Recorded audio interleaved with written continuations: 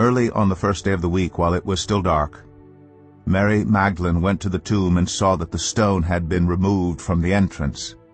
So she came running to Simon Peter and the other disciple, the one Jesus loved, and said, "They have taken the Lord out of the tomb, and we don't know where they have put him."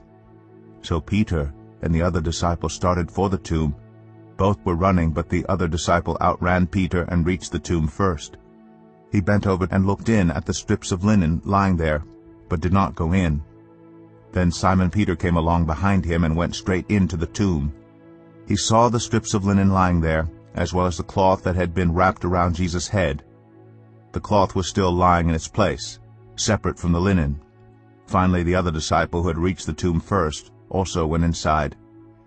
He saw and believed. They still did not understand from Scripture that Jesus had to rise from the dead. Then the disciples went back to where they were staying.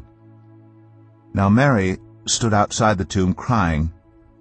As she wept, she bent over to look into the tomb and saw 2 angels in white seated where Jesus' body had been, one at the head and the other at the foot.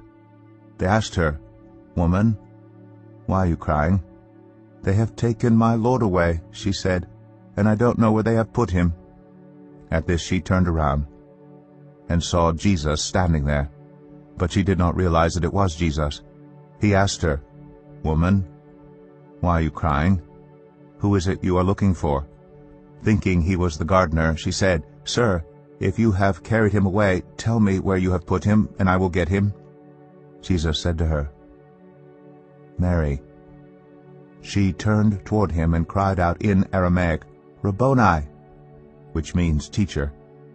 Jesus said, "Do not hold on to me, for I have not yet ascended to the Father.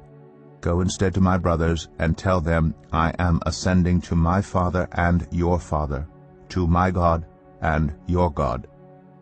Mary Magdalene went to the disciples with the news, "I have seen the Lord."